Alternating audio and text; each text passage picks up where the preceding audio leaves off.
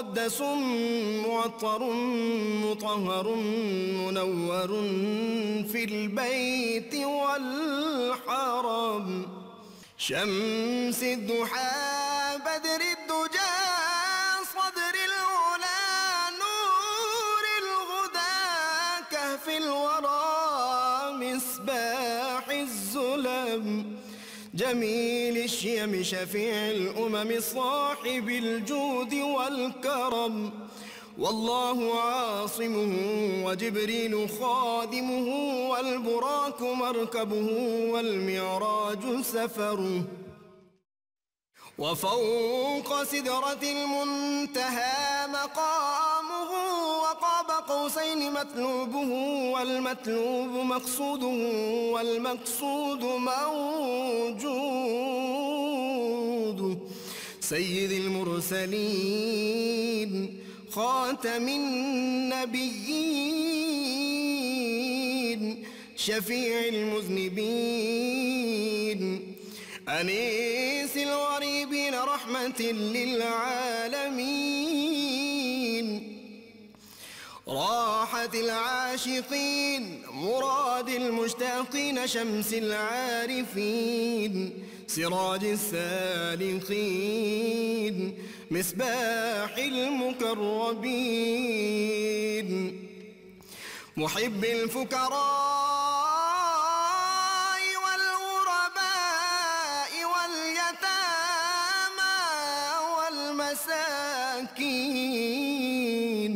سيد الثقلين نبي الحرمين إمام القبلتين وسيلتنا في الدارين صاحب قاب قوسين محبوب رب المشرقين ورب المغربين جد الحسن والحسين مولانا ومولى الثقلين سيدنا أبي القاسم محمد بن عبد الله نور من نور الله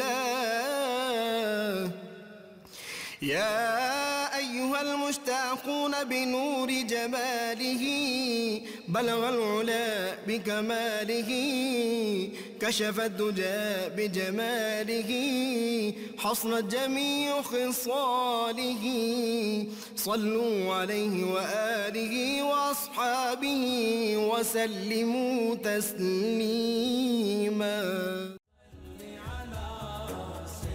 بسم اللہ الرحمن الرحیم۔ السلام علیکم ناظرین، پروگرام صبح نور کے ساتھ آپ کا میزبان نذیر احمد غازی حاضر ہے۔ ناظرین کرام، حضرت ابو انیس صوفی محمد برکت علی صاحب رحمہ اللہ کی تالیف اسماء النبی الکریم صلی اللہ علیہ وآلہ وسلم سے ایک اسم مبارک سیدنا العطوف صلی اللہ علیہ وآلہ وسلم ہمارے سردار مہربان و مشفق، درود و سلام بھیجے اللہ آپ صلی اللہ علیہ وسلم اور آپ کی آل پاک پر۔ حضرت ابو ایمان اللہ تعالیٰ عنہ بیان کرتے ہیں کہ رسول اللہ صلی اللہ علیہ وسلم نے فرمایا، جو شخص محض رضائے الہی کے حصول کے لیے کسی یتیم کے سر پر ہاتھ پھیرتا ہے، اس کے لیے ہر بال کے بدلے میں جس پر اس کا ہاتھ پھرتا ہے نیکیاں ملتی ہیں، اور جو شخص کسی یتیم لڑکے یا لڑکی کے ساتھ نیکی اور بھلائی کرتا ہے، بے شک میں اور وہ جنت میں ان دو انگلیوں کی مانند ساتھ ہوں گے۔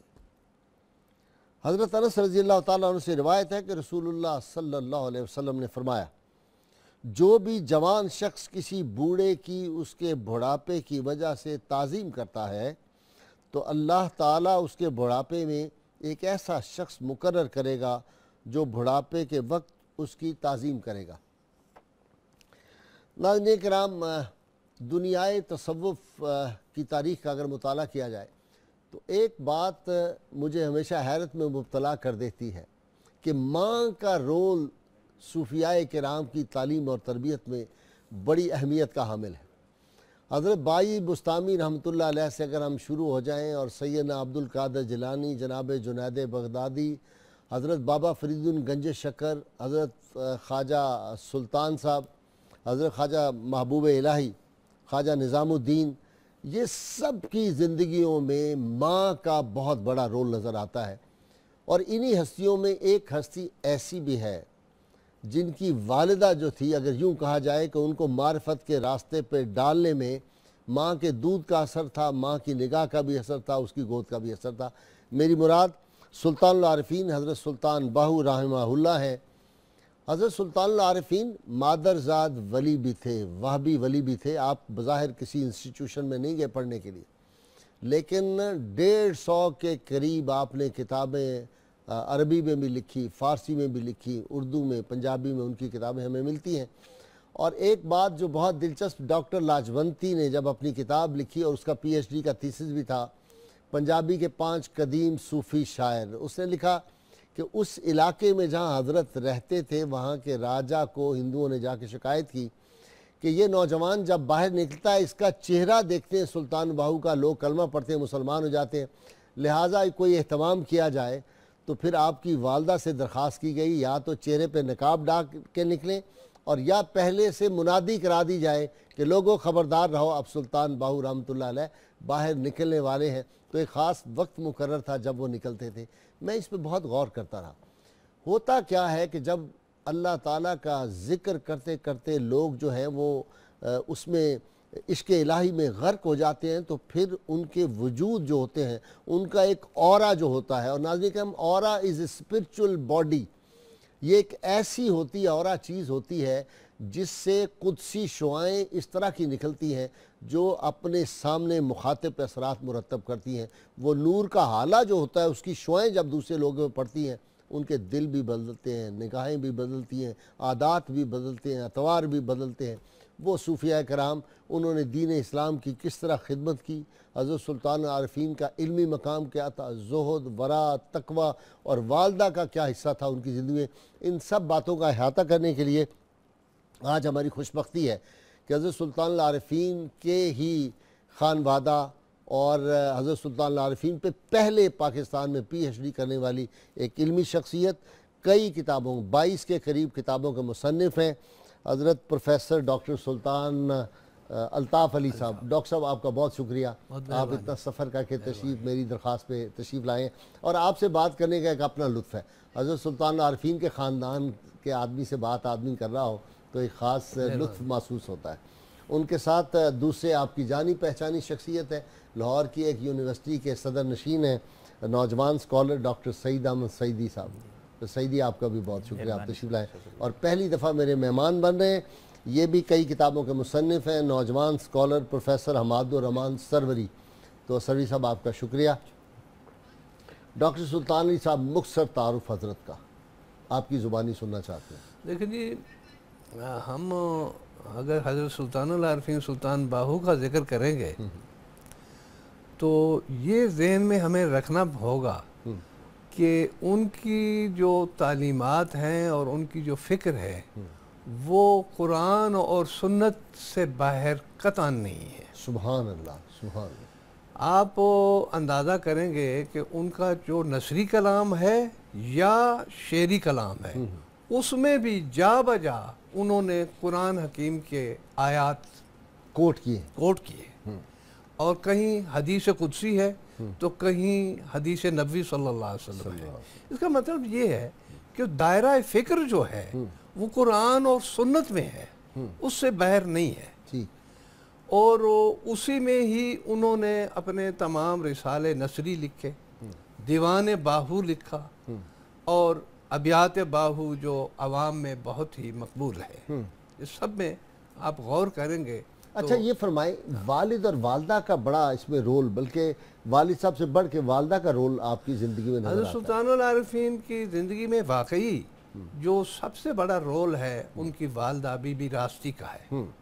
وہ صرف اتنا کہنا کہ وہ ایک فاضل خاتون تھی یا عالم تھی نہیں، وہ ایک عارف خاتون تھی، سبحان وہ اللہ، عرفان کی مالک تھی۔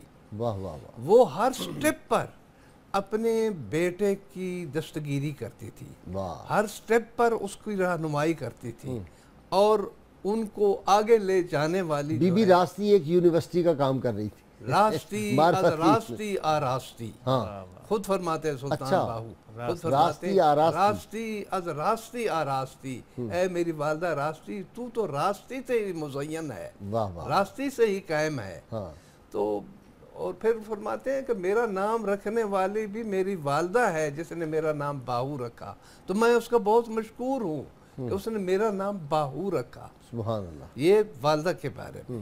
اور اسی طرح جب آپ کی زندگی میں آگے دور شروع ہوئے عرفان کے لیے، مرشد کی تلاش کے لیے، تو اس میں سارا ان کا کردار تھا، والدہ صاحبہ کا ہی تھا۔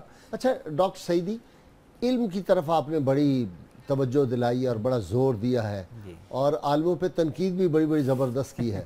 شریعت دے دروازے اچے، راہ فقر دا موری ہو، عالم فاضل لنگن نہ دیندے، جو لنگیا سو چوری ہو۔ تو یہ علم پہ آپ نے بڑا زور دیا، حالانکہ آپ بظاہر کسی یونیورسٹی کالج کہیں نہیں گئے۔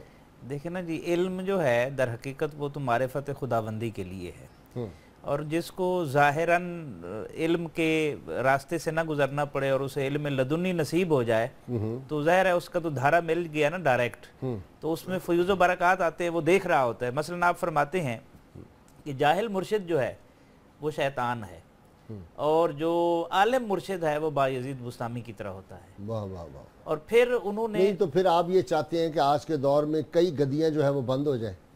آپ تو خانقاہیں بند کرنے والی بات کر رہے ہیں۔ نہیں، میں تو نہیں بند کرنے والی بات کر رہا، میں تو چاہتا ہوں کہ علم سے آراستہ ہوں، اور میں تو اور جو نہیں پڑھے ہوئے پھر پیران، میں تو خانقاہوں کا دیکھیں جی، ہم تو خاک چومنے والے ہیں، ہم تو ادب اور احترام کرنے والے ہیں، ہماری یہاں یہ کہاں جسارت ہے۔ لیکن خاکم بدہن گزارش یہی ہے کہ اگر علم سے خانقاہ آراستہ ہو جائے تو دنیا میں تبدیلی آتی ہے، اور اگر علم خانقاہ سے رخصت ہو جائے تو پھر بدعقیدگی بھی آتی ہے، اور اس پر قبضہ بھی دوسرے بدعقیدہ لوگوں کا ہو جاتا ہے، اور ہمارے ہاں یہ ہو رہا ہے۔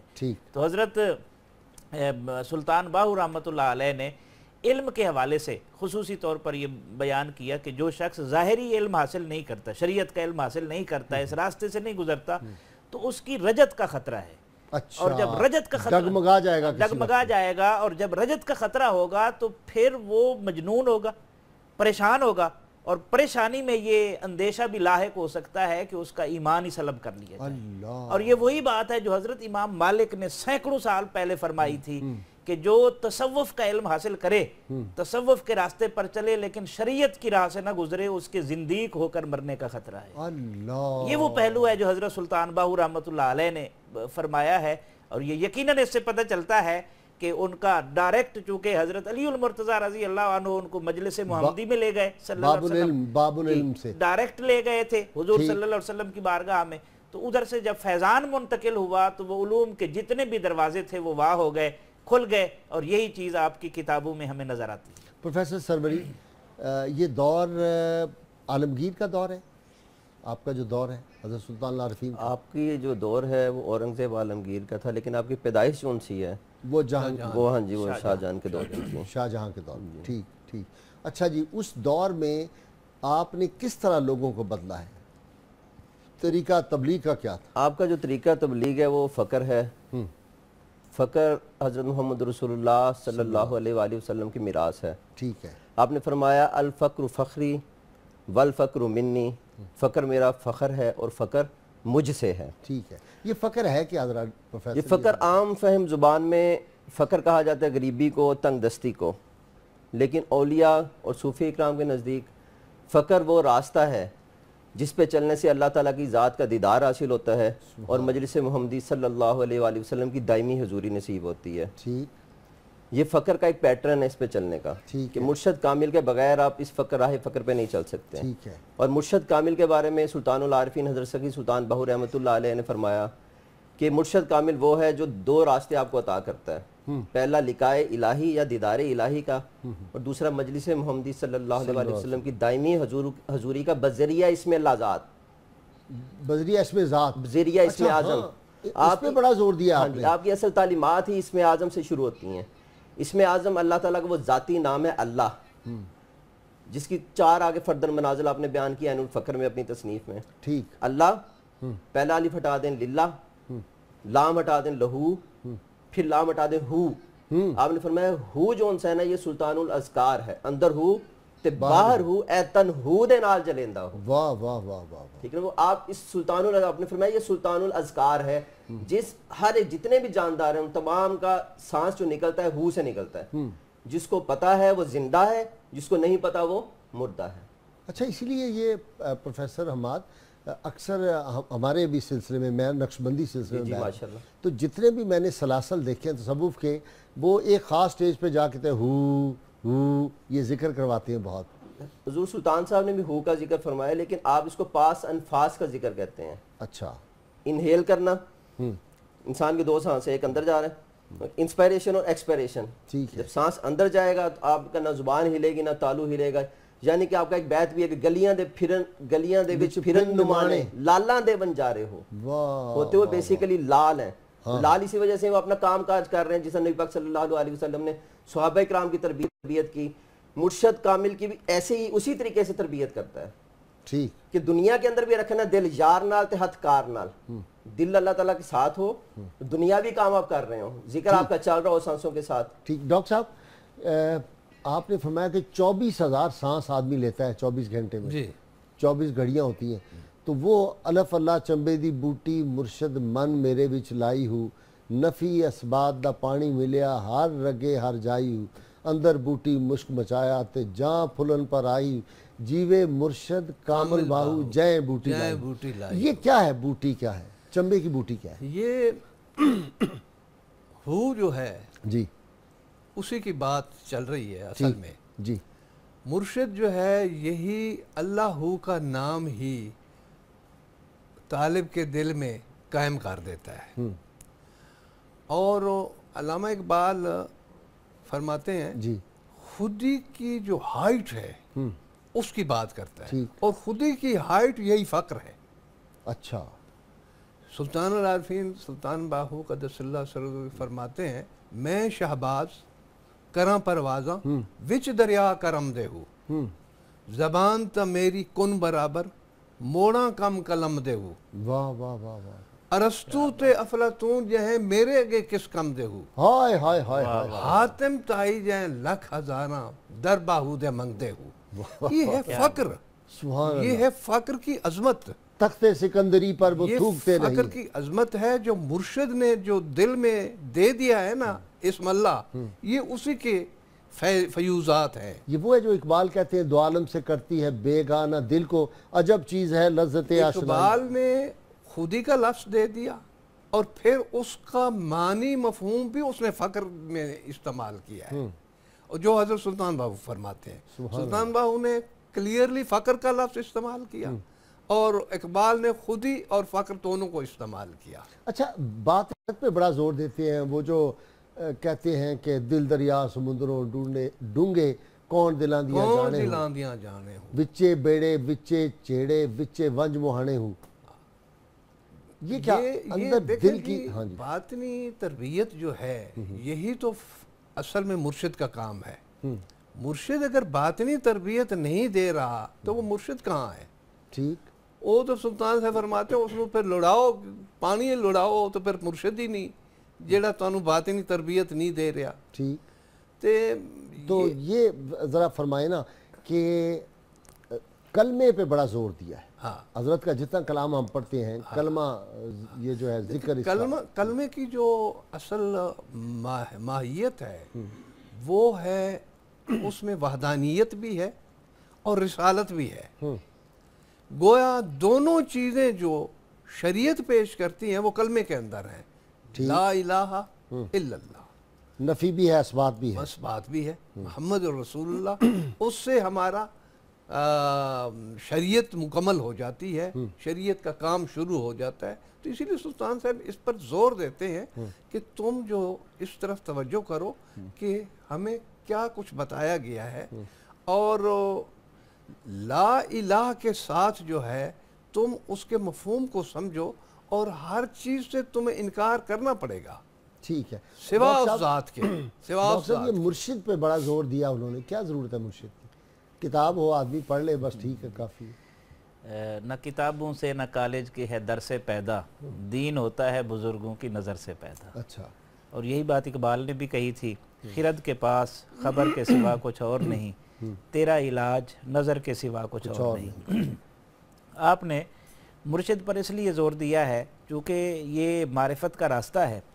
جس طرح ایک آدمی MBBS ڈاکٹر بننا چاہے تو وہ 5 سال کم از کم لگائے گا، پھر اسپیشلائزیشن کرے گا، پھر کسی ایک عضو میں، ایک آرگن میں جا کر وہ ایکسپرٹ ہوتا ہے۔ اور جسم کی تو عمر ہے 50 سال 60 سال، تو روح جو امر ربی ہے، اس پر نہ بڑھاپا ہے نہ لڑکپن ہے، یہ تو امر ربی ہے، تو اس کی معرفت کے لیے بھی تو کسی صاحب راز کی، کسی صاحب معرفت کی ضرورت ہے نا۔ تو آپ فرماتے ہیں کہ مرشد لائق ارشاد مرشد وہ ہے جو اگر مرید سے کوتاہی ہوتی ہے، گناہ ہوتا ہے، تو وہ بارگاہ رسالت مآب صلی اللہ علیہ وسلم میں اسے پیش کر کے اس کی معافی حاصل کرتا ہے، اس لیے کہ یہ تو قرآن پاک میں ہے وَلَوْ أَنَّهُمْ إِذْ ظَلَمُوا أَنفُسَهُمْ جَاءُوكَ۔ تو در حقیقت حضور سے جب اشارہ ہوتا ہے بخشش کا تو پھر اللہ تعالیٰ بھی معاف کرتا ہے۔ پروفیسر سروری، آپ نے مرشد آپ کے کون تھے اور کیسے آپ ان تک پہنچے، اور مختلف مزارات سے بھی آپ نے فیض اٹھایا؟ جی، سلطان العارفین حضرت سخی سلطان بہو رحمۃ اللہ علیہ مادرزاد ولی تھے۔ اب یہاں پہ ایک بہت خوبصورت بات ہے، چونکہ اب مادرزاد ولی ہیں لیکن پھر بھی اب تلاش میں ہیں، جستجو میں ہیں۔ ولایت آپ کے پاس ہے، تلاش آپ کس میں ہیں؟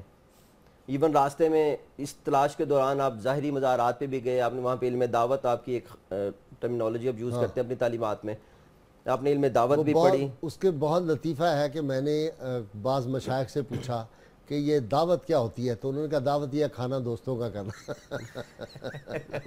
علم دعوت آپ کی تعلیمات میں ایک آپ بیان کرتے ہیں، اصطلاح ہے، میں نے پڑھی ہے ساری۔ ہاں جی، علم دعوت کا بہت کم لوگوں کو پتہ ہے، تصوف سے بھی جن کا تعلق ہے۔ آپ نے وہ دعوت بھی پڑھی اور باطنی طور پہ آپ کو بیعت کیا گیا، حضرت علی کرم اللہ وجہ الکریم اپنے ساتھ لے کے گئے آقا پاک صلی اللہ علیہ وسلم کی بارگاہ اقدس میں۔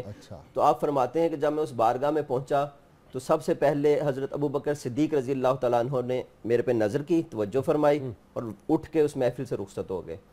اسی طرح حضرت عمر فاروق رضی اللہ تعالیٰ عنہ اور حضرت عثمان غنی رضی اللہ تعالیٰ عنہ نے میرے پہ نظر فرمائی اور اٹھ کے محفل سے رخصت ہو گئے۔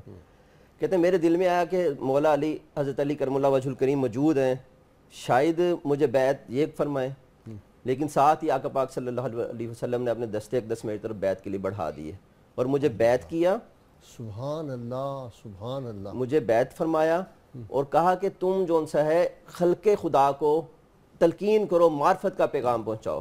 اور آپ کی ایک بہت خوبصورت بات جو یہاں پہ میں کوٹ کرنا چاہوں گا، آقا پاک صلی اللہ علیہ وسلم کی زبان گوہر فشاں سے آپ نے فرمایا مصطفیٰ ثانی مجتبی آخر الزمانی، رسالہ روحی شریف میں آپ فرماتے ہیں اس وقت مجھے نبی پاک صلی اللہ علیہ وسلم نے فرمایا کہ تم مجتبی ثانی ہو، اور مصطفیٰ ثانی اور مجتبی آخر الزمانی، یا اس کا مطلب ہے کہ آخری زمانے میں جو معرفت کے فقر کے جو فوارے پھوٹیں گے وہ تمہارے سلسلے سے، سلسلہ سروری قادری سے پھوٹیں گے۔ بہت شکریہ پروفیسر، مجھے بریک لینی ہے۔ ناظرین اکرام، مختصر سی بریک اور ذکر سلطان العارفین کا اور حضرت سلطان باہو کا آخر میں ہم آپ کو کلام بھی انشاءاللہ اپنے پروگرام کے آخر میں سنوائیں گے، ہمارے ساتھ رہیے گا۔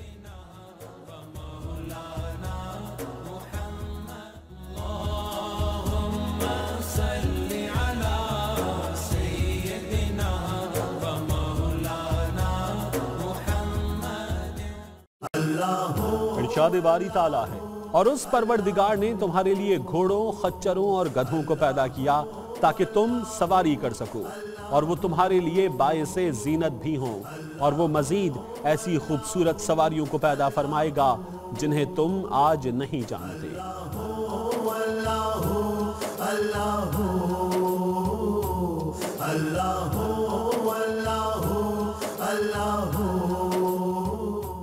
عشق محمد مذهبي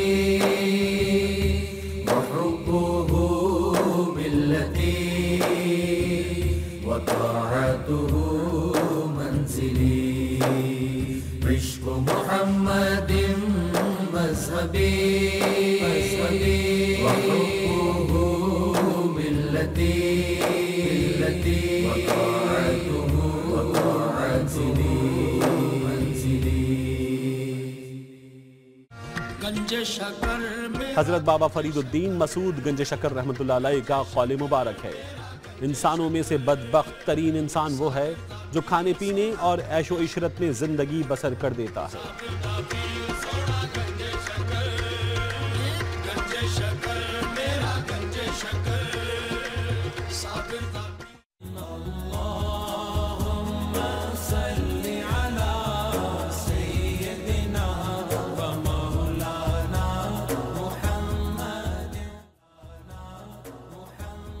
वेलकम बैक नाज़रीन इकराम, एक बात मैं आपकी खिदमत में अर्ज़ करना चाहता हूँ कि जो हमारा पहला हाफ होता है ब्रेक से पहले, उसमें हम लाइव कॉल्स नहीं लेते, ये दूसरे हाफ में हम लेते हैं। पहले हम चूँकि अहम डिस्कशन हो रही होती है तो फिर हम आपके सामने टॉपिक रखते हैं, उसके बाद आपकी कॉल देते हैं। अब आप हमसे जितनी कॉल्स आप चाहें कर सकते हैं।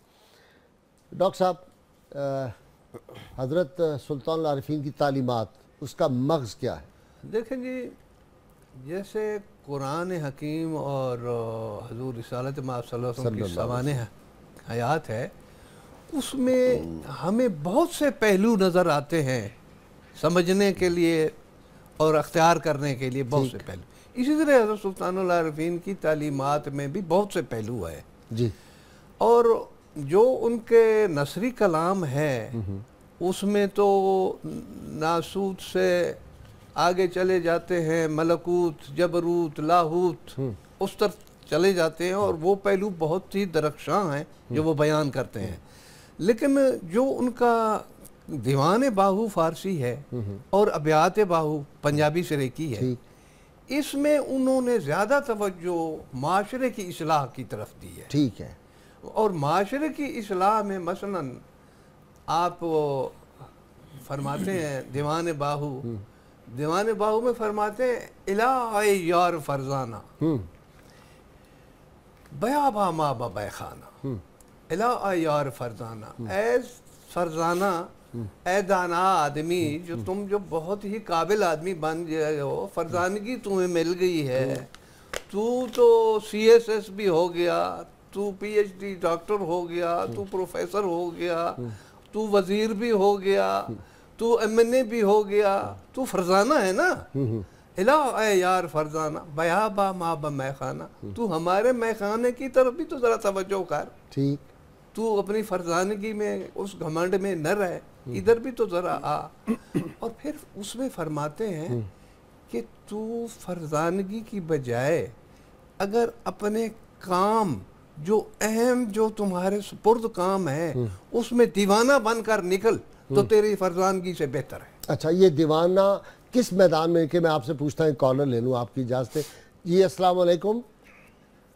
वालेकुम अस्सलाम जी। जी जनाब। किबला अब्दुल रऊफ गुजर अर्ज कर रहा हूँ शकरगढ़ से। जी जी चौई साहब फरमाएं। अब्दुल रऊफ साहब जी, मैं अर्ज कर रहा हूँ कि अर्रा जिक्र के बारे में। जिक्र अर्रा क्या होता है? ठीक है, अर्रा जिक्र क्या होता है, समझ गया हूँ। इसके बारे में मैं नाजरीन को अगर आगाही हो तो ये बड़ी मेहरबानी हो। ठीक है, ठीक है, बता देंगे। जी अस्सलाम वालेकुम। दूसरे कॉलर आ गए जी। ना मैं शेर ना पाछ टांकी ना पूरी सरसाई हूँ, आहा, ना मैं तोला ना मैं माशा गल रतियां विच आई हूँ, हवा वंज रतियां तुला ते ओ भी पूरी ना ही हूँ, आप तोल पूरा तद होसी बाहू जदों होसी फजल इलाही। सुभान अल्लाह, सुभान अल्लाह। डॉक्टर सुल्तान सुल्तानी साहब से इसकी तशरीह करवा दें जरा आसान अल्फाज में। ठीक है, करवा देते हैं जनाब। जी डॉक्टर साहब, पहले तो ये जो इन्होंने ना मैं तोड़ा ना मैं मासा देखें, इसमें फिर वही बात आ जाती है जो मैं अर्ज कर रहा था, फरजानगी वाला। ठीक। सुल्तान से फरमाते हैं ये फरजानगी वगैरह को छोड़ो, तुम जो हो वो दीवानगी हासिल करो जिसमें तुम अपने मकसद को अचीव करने की तरफ लगे रहो, मकसद की तरफ जाओ। और मकसद खिरत की गुत्थियां सुलझा चुका मैं, मेरे मौला मुझे साहिब जनू कर।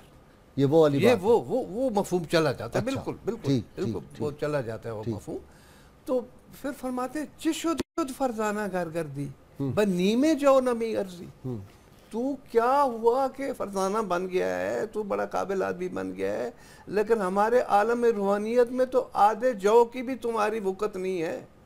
चिशुद फरजाना कारकर्दी بنیمے جو نمی ارضی ہمودم مرد می گردی شوی گر مرد دیوانہ.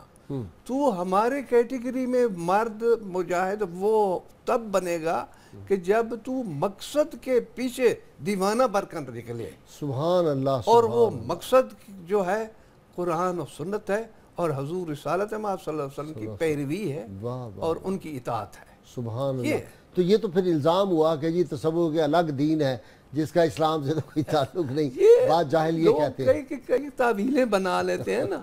تو وہ یہی بات ہے نا کہ ایک بار فرمان ہوا حضور رسالت نے فرمایا کہ میرے اوپر جتنے بھی تکلیفیں ہیں وہ تنزل قرآن کی وجہ سے ہیں اور علی تیرے اوپر جو تکلیفیں آئیں گی وہ تعویل قرآن کے بارے میں ہوگی کیونکہ تو اہل بیت میں سے ہے اور تو تعویل بہترین پیش کرتا ہے قرآن کی. تو یہ تو پھر آگے لوگ بناتے ہیں. جی ڈاکٹر صاحب یہ کرامت کیا ہے اور کیا لوگ اس طرف جی کرامت کے بارے میں آپ کا بڑا خوبصورت ایک قول ملتا ہے کہ اگر تو پانی میں چل رہا ہے تو پانی میں چلنے کی کیا وقت ہے, اس میں تو تنکا بھی اوپر چل رہا ہوتا ہے, اور اگر تو ہوا میں اڑتا ہے تو مکھی بھی اڑتی ہے. یہ کون سا کمال ہے. ٹھیک ہے. اور اگر تو ذکر اذکار کر کے لوگوں کو اپنی طرف متوجہ کرنے میں کامیاب ہو جاتا ہے, مسخر کر لیتا ہے, تو یہ تو اہل ہوس بھی کر لیتے ہیں. تو تیرے اندر پھر کیا خصوصیت ہے. ایک کالر لے لیں آپ کی اجازت سے اسلام آباد سے. السلام علیکم.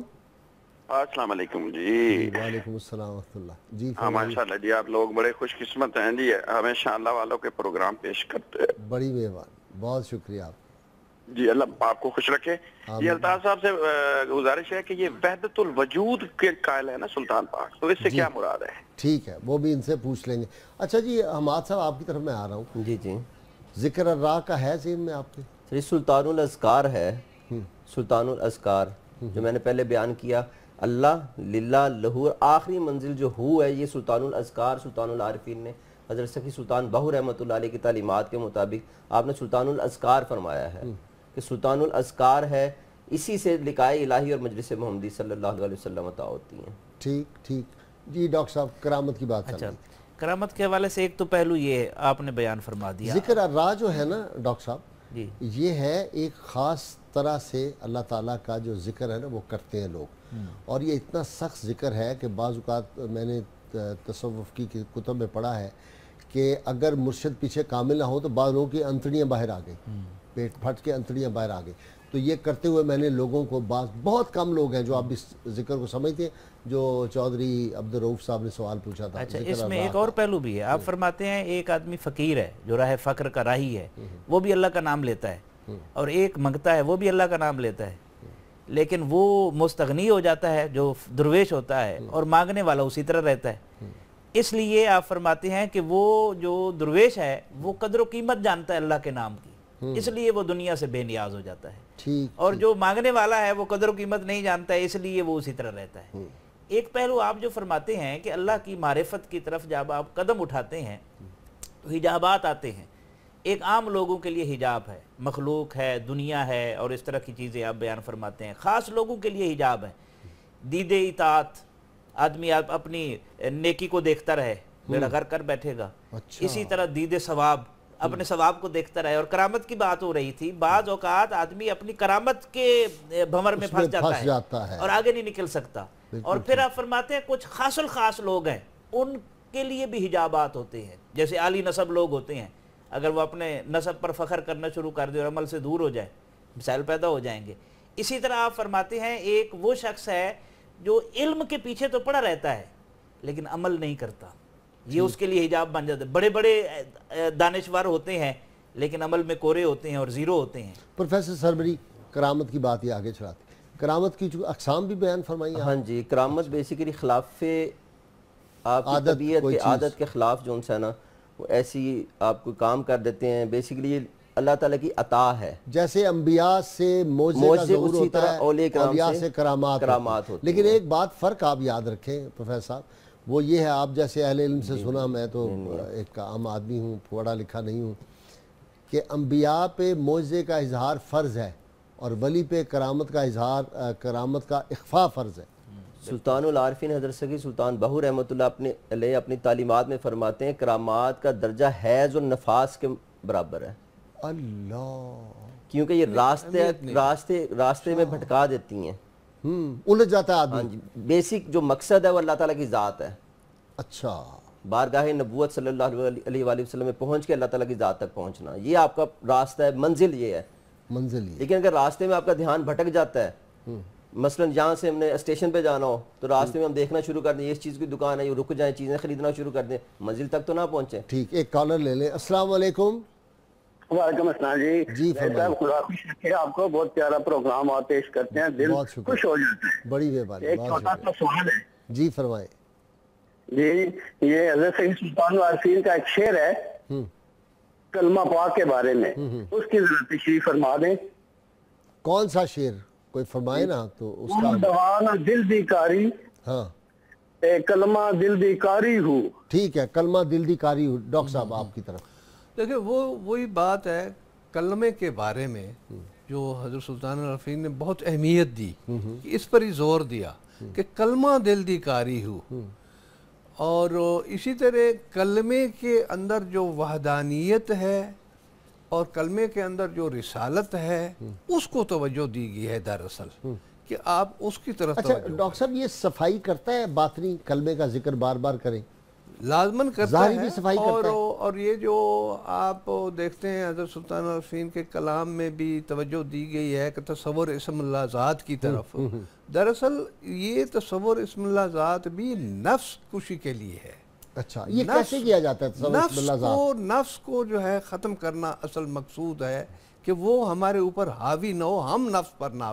ذرا یہ سمجھا دیں تصور اسم اللہ ذات کیسے؟ تصور کا طریقہ یہ ہے، پہلا تو طریقہ ہے تھوڑا سا جیسے کوئی مراقبے میں بیٹھتا ہے، مراقبے میں بیٹھ کر، یعنی تخلیے میں مراقبے میں بیٹھ کر سامنے اسم اللہ رکھ کر اس کو اپنے جسم کے ہر حصے پر لکھا جائے، تصور سے، پیشانی سے شروع کیا جائے، پیشانی سے لے کر نفس کا یہ جو حصہ ہے، دل کے نیچے نفس ہے، یہاں جو ہے اس کو لے جائے تصور کو، اور پھر اس کے ساتھ ہی ضرب کاری بھی لگائے الا اللہ کی، الا اللہ کی، ٹھیک، لا الہ الا اللہ. ٹھیک ہے. اور جب الا اللہ کہے تو نفس کے اوپر ضرب لگائے. ٹھیک ہے ڈاکٹر صاحب، ہم ہر روز سوال پوچھتے ہیں اپنے ناظرین سے، ہم روز سوال پوچھتے ہیں، جو صحیح جواب دیں اس کو ہم کسان آئل کی جانب سے گفٹ پیش کرتے ہیں. وہ سوال کا ٹائم ہو گیا، پھر یہ ہماری ڈسکشن جاری رہے گی. ناظرین کرام، آج کا سوال ہے حضرت سلطان العارفین سلطان باہو رحمۃ اللہ علیہ کا وصال مبارک کس ہجری سال میں ہوا تھا؟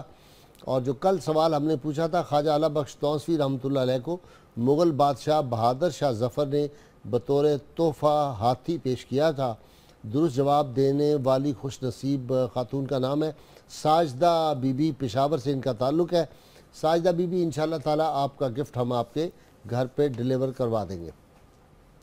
ڈاکٹر صاحب، آپ کی کرامات بھی ہیں بہت، جی کرامات بے شمار کرامات. جی بے شک کرامات ہیں. ایک کرامت تو وہ ہے جس کا آپ نے ذکر کیا کہ بچپن میں آپ اتنے خوبصورت تھے اور وجاہت ہوتی تھی. اور اس کے علاوہ ایک کھیتران نام کے ایک نوجوان تھے، نورنگ، وہ آپ کے ساتھ ہوتے تھے.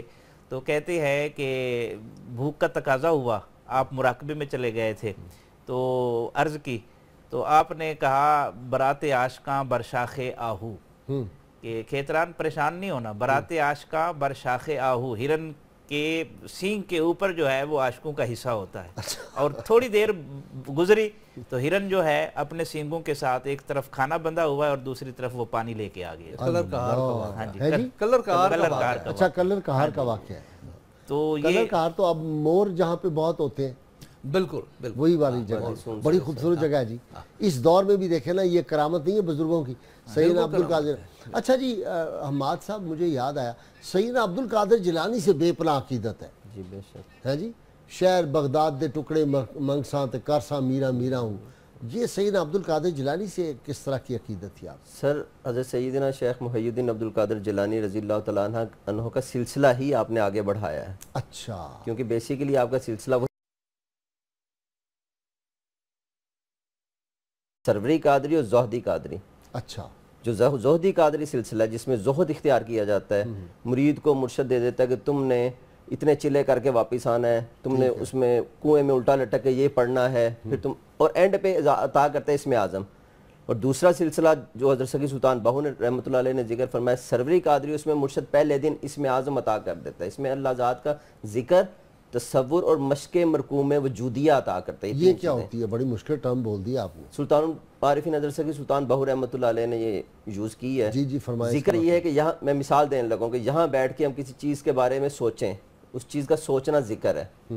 اس چیز کا ہمارے تصور میں آنکھوں کے سامنے, مثلا یہاں بیٹھ کے ہم اپنے آفس کے بارے میں سوچیں تو آفس کے بارے میں سوچنا ذکر ہے, اور آفس کا ہماری آنکھوں کے آگے آ جانا, ایک نقشہ آ جانا, اس کا تصور ہے. ٹھیک ہے. اور مشق مرکوم وجودیہ جو حضرت سگی سلطان باہو رحمۃ اللہ علیہ فرماتے ہیں کہ وجود پہ جب آپ کامل مرشد کے پاس پہنچتے ہیں تو کامل مرشد آپ کو یہی 3 چیزیں عطا کرتا ہے. اور تیسری چیز مشق مرکوم, مشق ہوتی ہے ایکسرسائز کرنا, مرکوم رقم کرنا, مشق مرکوم وجودیہ اپنے وجود پہ اس اسم اعظم کو مرشد بتاتا ہے کہ اس طریقے سے تم نے لکھنا ہے اور پھر تم نے تصور کرنا ہے, اپنے اوپر تم نے طاری کر لینا. ہاں جی, ظاہر کیونکہ سلطان العارفین حضرت سگی سلطان باہو رحمۃ اللہ علیہ فرماتے ہیں کہ اسم اعظم چونکہ پاک ذات ہے اور یہ پاک وجود میں ہی قرار پکڑتی ہے. ٹھیک ہے. پروفیسر مجھے بریک لینی ہے مختصر سی. ناظرین کرام مختصر سی بریک اور ہم حاضر ہوتے ہیں.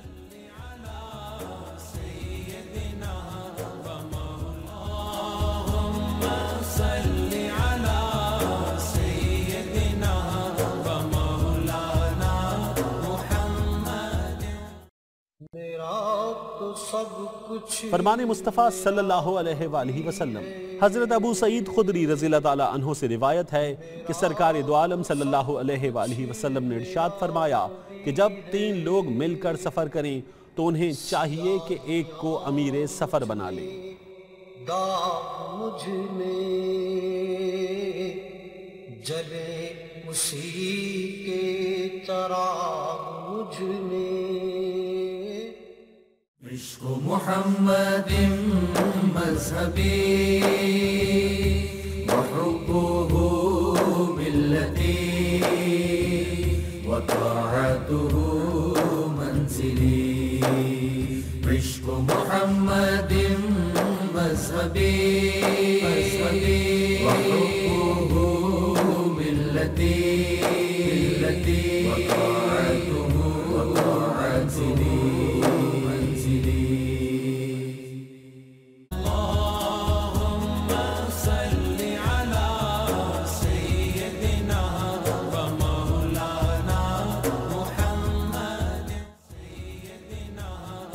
ویلکم بیک ناظرین. ڈاکٹر صاحب یہ جو اسم ذات ہے, یہ پیشانی پہ لکھنا, آنکھوں پہ لکھنا, ہاتھ کے پوروں پہ لکھنا, دل پہ لکھنا, سینے پہ لکھنا, یہ جو ہے یہ کیا ہے؟ اس سے کیا فائدہ ہوتا ہے؟ تصور سے لکھنا, پہلے انگلی سے بھی لکھ سکتے ہیں, انگلی سے بھی لکھ سکتے ہیں, تصور سے بھی لکھ سکتے ہیں. اچھا, اس سے ہوتا کیا ہے؟ اس سے زیادہ مقصد یہی ہے کہ سالک جو ہے, طالب جو ہے, جو اس راہ پر چل رہا ہے, وہ پہلے اپنے اندر سے نفس کو ختم کرے. ٹھیک. جب انسان کے جسم پر, سالک کے جسم پر پوری طرح اسم اللہ ہی آ جائے, سلطان صاحب یہ بھی فرما چکے ہیں, اس سے پھر انوار پیدا ہوتے ہیں. یہ بھی فرما چکے ہیں سلطان العارفین کہ تمہارا جسم جو ہے اسم اللہ کے اندر آ جائے.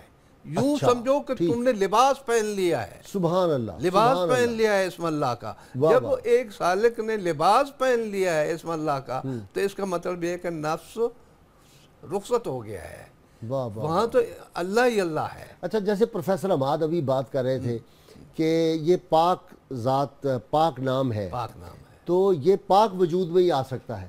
تو پہلے آپ پہلے نفس کو پاک کریں, پاک کریں گے, نفس کو فارغ کریں گے نا. وہ یہ بھی قول ہے کہ تم پہلے نفس کو چھوڑو اور میرے پاس آ جاؤ. اچھا حضرت, ایک بڑی خوبصورت بات آپ کی مجھے بڑی دلچسپ لگی. آپ نے ایک کتاب میں, آپ کی کتابوں کا مجھے پڑھنے کا موقع ملا, اللہ نے توفیق دی. ایک جگہ آپ نے لکھا, کسی نے کہا جی مرشد تو ملتا ہی نہیں, کوئی کامل مرشد نہیں ملتا, ہم ڈھونڈتے ہیں. آپ نے فرمایا تم حلال پرندے بن جاؤ, شکاری تمہیں خود تلاش کر لیں گے.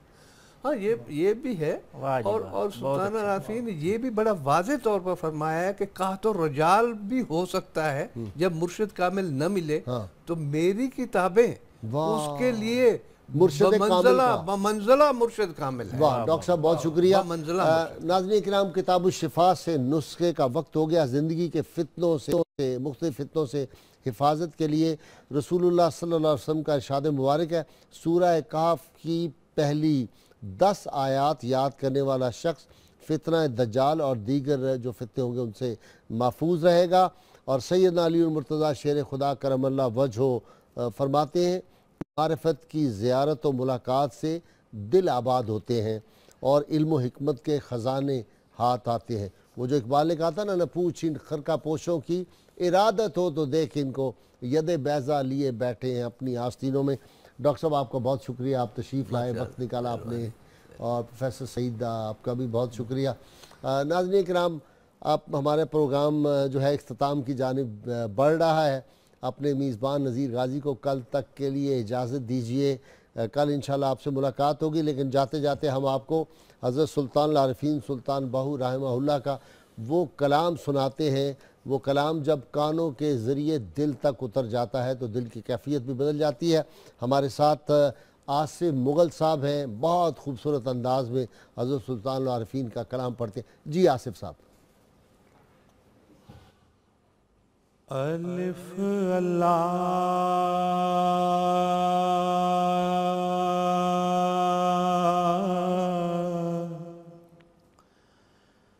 چمبے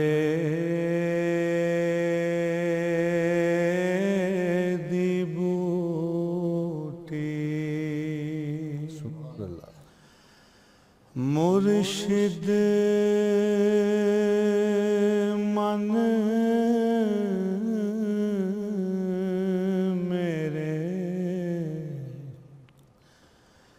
وچلا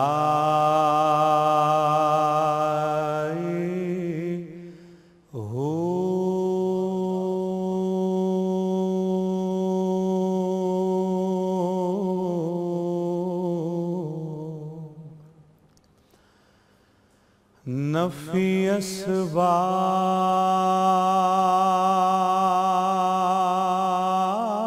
اسبات دا پانی ملے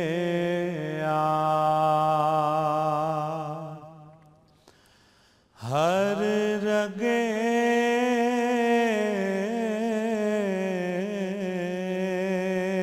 ہر جائی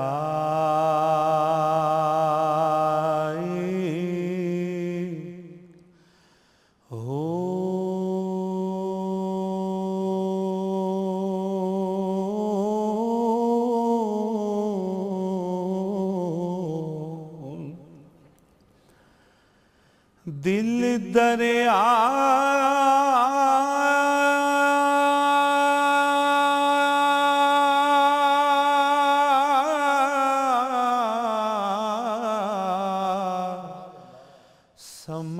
سمندروں ڈونگے کون دلاں